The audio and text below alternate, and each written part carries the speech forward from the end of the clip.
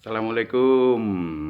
Alhamdulillah kita berjumpa kembali ya. Tentunya bersama saya Inwan Bojonegoro di pokok bahasan yaitu puasa Daud.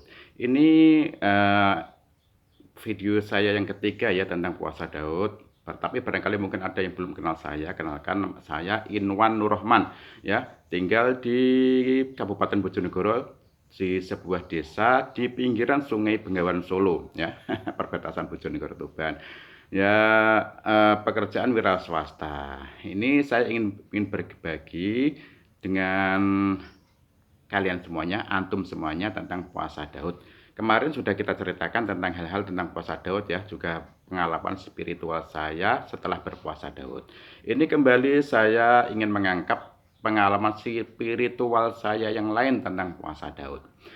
Puasa Daud adalah puasa, barangkali ada yang belum tahu, belum paham, puasa Daud, puasa sunnah yang dikerjakan sehari puasa, sehari tidak, sehari puasa, sehari tidak, sehari puasa, sehari tidak. Ya, ini puasa sunnah ya. Ya, masih tentunya keutamaannya lebih utama puasa wajib, puasa Ramadan. Tapi puasa Daud adalah puasa sunnah yang paling dicintai oleh Allah. Ini pengalaman saya ceritakan kemarin, ya. Ini pengalaman yang lain lagi. Dengan berpuasa Daud, kita seolah-olah terpacu untuk meningkatkan ibadah kita ya. Nah, ibadah kita sepertinya kurang sehingga kita menyempurnakan ya. Kita berpuasa Daud sudah lama ya, sudah 10 tahun. Ini eh, seperti saya ceritakan, ingin menambah ibadah kita ya. Kita setiap hari sholat berjamaah di musola, tentunya di lingkungan kita. Maghrib, isya, subuh, duhur, asar berjamaah. Di dekat sini saja, ini pengalaman saya jamaah di musola kampung saya, di RT saya, ya. Sepertinya saya ada yang kurang ini ya. Ini ustadz-ustadz kan dalam ceramahnya mengatakan bahwa sholat berjamaah, terutama berjamaah sholat subuh itu pahalanya berlipat ganda. Satu langkah saja sudah eh, luar biasa, luar biasa ini pahalanya. Nah, saya ini ingin meningkatkan kalau misalkan sholat berjamaah subuh, kalau di musola terdekat kita mungkin cuma berapa langkah gitu ya. Saya ingin meningkatkan. Saya berpikir kira-kira apa ya biar langkah saya itu semakin banyak gitu ya. Biar semakin banyak, biar semakin bertambah pahala. Saya berpikir alangkah baiknya kalau misalkan saya sholat berjamaah itu di masjid ya. Kebetulan masjid di kampung saya itu cukup jauh, sekitar 1 kilometer dari rumah saya. Itu pun perjalanannya luar biasa. Ini ada di situ ada kuburan, ada persawahan. Jadi kalaupun saya harus ke masjid, berarti harus ancang-ancang sebelum subuh harus sudah ke sana. Niat saya jalan kaki, biar memperbanyak langkah, ya. Jalan kaki biar banyak langkah. Hitung-hitung juga sebagai olahraga ya, olahraga. Jadi ketika subuh, sebelum subuh kita bangun, setelah itu tahajud, habis tahajud sambil menanti datangnya sholat subuh kita pakai HP, ngisi tausiah di grup-grup WA saya.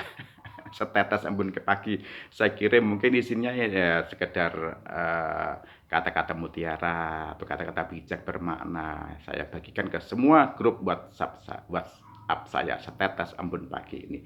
Habis itu saya berangkat ke masjid jalan kaki ya berarti eh, apa harus berangkat lebih dini soalnya jalan kaki 1 kilometer. Jadi berangkatnya ketika masjid itu di setel qiraatul Quran, ketika tarhim kita sudah di jalan, antan subuh kita sudah sampai sana. Target saya harus sholat di belakang imam dan harus minimal salat sunnahnya nggak ketinggalan, yaitu sholat tahiyatul masjid. Untung-untung kalau ada waktu juga sebelumnya sholat tahiyatul masjid dan qobliyah subuh. Nah ini target saya dan sholat di belakang imam. Jadi walaupun saya itu rumahnya jauh, jangan sampai saya itu ketinggalan sholat, jangan sampai ketinggalan dengan orang-orang yang dekat. Nah ini dalam perjalanannya ini luar biasa ini. Rumah saya kan di desa. Kebetulan lewat kuburan di kampung itu kan ya keadaannya gitu ya. ada banyak pohon-pohon rindang, pohon-pohon besar, ilalang yang tinggi. Jarak antara rumah di ujung sana sama ujung sana itu kira-kira 400 meter. Kalau kita berangkat, di sebelah kanan kita itu kuburan, sebelah kiri kita itu persawahan yang luas. Di situ mitos masyarakat bahwa di pohon ini ada hantu itu, di pohon itu ada hantu ini dan lain-lain itu banyak sekali. Ya, kebetulan ada sebuah tiang listrik pas di depan kuburan itu yang nggak nyala karena di situ ada pohon besar. Menurut orang-orang yang pandai, wallahu alam ya, katanya penghuni pohon tersebut tidak mau ditempati lampu, jadi nggak mau terang-terang. Jadi setiap kali diganti lampu di tiang tersebut pasti mati. Jarak mungkin 3 hari, 4 hari pasti mati. Itu sudah pasti. Jadi oleh masyarakat, oleh Pemdes itu dibiarkan gelap. Itu ya, orang-orang ini pada heran, kamu ini kok berani lewat kuburan dalam keadaan malam-malam gelap, kemudian sendiri lagi, jalan kaki lagi. Kalau naik kendaraan sih mungkin mending ya, tapi kok berani ya? Nggak tahu ya, tiba-tiba saya kok jadi pemberani seperti itu. Mungkin gara-gara ya niat yang kuat tersebut dari gemblengan puasa Daud itu, sehingga kita seolah-olah kita itu dijaga gitu ya, dijaga, dilindungi, dan sesuatu yang menjaga kita, energi kita itu sepertinya lebih kuat daripada hantu-hantu di jalan tersebut. Mungkin gitu, saya rasa begitu ya. Saya rasa kayak begitu. Sudah berjalan hampir 6 tahun saya setiap pagi itu jalan kaki sebelum subuh dari rumah ke masjid, dari masjid jamaah ke rumah lagi dalam keadaan gelap ya.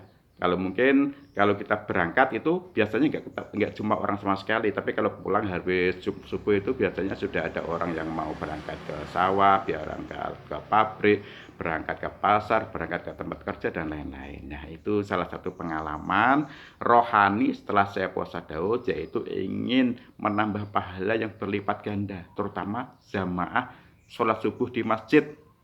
Pada waktu itu dulu memang ada gerakan sholat subuh berjamaah di masjid ya. Itu yang sangat memotivasi saya sehingga saya itu sebelum subuh, bahkan sebelum adzan itu sudah berjalan kaki sejauh 1 kilometer. Berarti kalau pulang pergi 2 kilometer, insya Allah kita dapat dua-duanya, dapat akhirat dan juga dapat dunia, yaitu olahraga. Itu aja saudara-saudaraku semuanya ya, kurang lebihnya saya mohon maaf. Barangkali bisa disambung di lain waktu. Assalamualaikum warahmatullahi wabarakatuh.